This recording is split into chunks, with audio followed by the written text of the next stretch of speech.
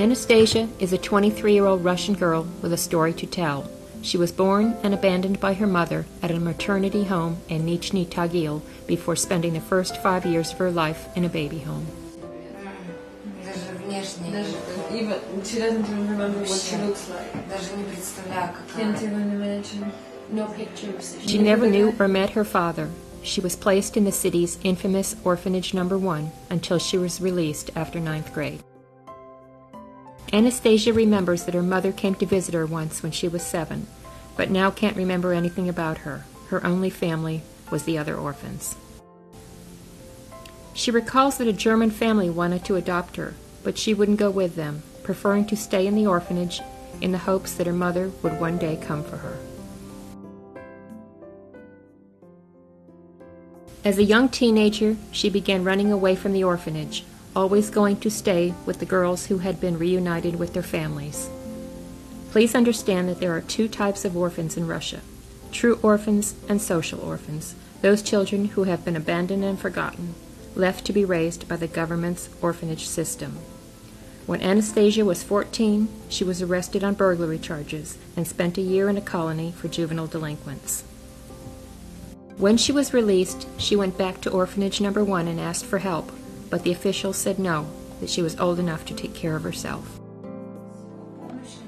So she went back to the orphanage and asked them to help her, but they denied. They refused to help her. So she met a man who was 10 years older than she was. Unable to find food or shelter, Anastasia was desperate. She met and moved in with an older man, became pregnant, and gave birth to a seriously ill son when she was 20. When Anastasia's boyfriend learned the baby needed a heart transplant, he too abandoned her, leaving her and their sick son.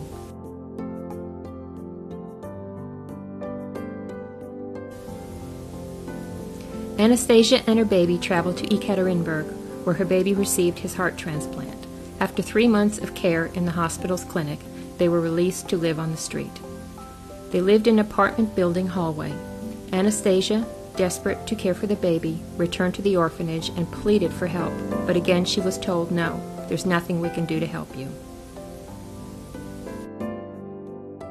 Anastasia met another man. Within a year, she was a heroin addict.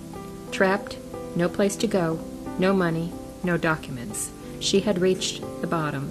Suicidal, but knowing in her heart that without her, her son too would be raised in the orphanage system. One day while riding a shuttle bus, she saw an ad for a rehab center. She wrote down the number.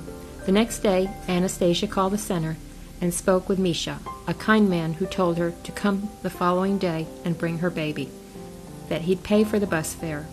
Misha gave Anastasia hope. He told her to stay and go through the program. Anastasia finally knows what it's like to be part of a family, to be loved, to have hopes and dreams.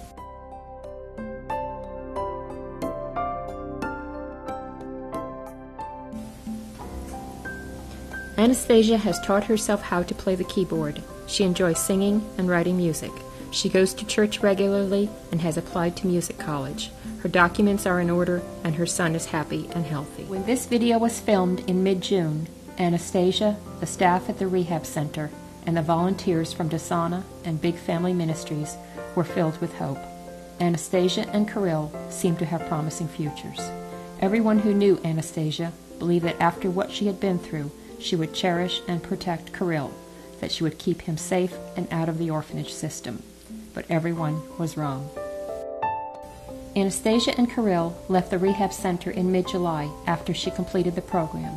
Since they didn't have a permanent residency, they traveled from one old friend to another, finally staying at the home of a minister. At some point, Anastasia started using heroin again, leaving Kirill for longer periods before checking on him. The minister and his family begged Anastasia to leave the boy with them, where he would be safe, fed, and cared for. Anastasia said no and left with her son. It appears that Anastasia, with Kirill, approached a couple at a bus station and asked to use their cell phone. She took the phone, asked them to watch Kirill for a moment, stepped aside and pretended she needed to make a call, and then simply walked away, leaving Kirill with the strangers in the bus station. Anastasia is now wanted by the police on burglary and theft charges. Her future holds little promise or hope, prison or death from heroin use. Kirill is now in the Russian orphanage system. He has been in at least 3 transitional hospitals in the 3 weeks following his abandonment. He will be placed in a baby home, an orphanage for children under 5. He too is now one of Russia's social orphans. The statistics for Russia's social orphans are devastating. Only 20% will be adopted after age 5. 10% commit suicide before their 18th birthdays. 60% of the girls turn to prostitution, and 70% of the boys turn to crime. We need your help. Please think about Kirill and what you have seen and heard. Please open your heart to these children. They have no one, they have nothing. You can make a difference. You can show a child that someone cares. By estimation, there are 1 million children currently living in Russian orphanages. When they are released after 9th grade, they are given a change of clothes, an extra pair of shoes, a blanket or sheets, maybe a few dishes or some silverware, and $20. They are released without skills, without families, without living experiences in the outside world. Life is a serious struggle. Anastasia is not unique. Each story is sadly similar. Each story is heartbreaking. Dasana is joining forces with Big Family Ministries, a Russian charity in Nizhny Tagil, to bring support and hope to as many orphanage graduates as possible. For $25 a month, you can sponsor a young person. You can make a difference. You can help stop this tragic cycle of abandoned children, Russia's social orphans. Dasana is a 501c3 charity. 100% of your donation will go directly to this project.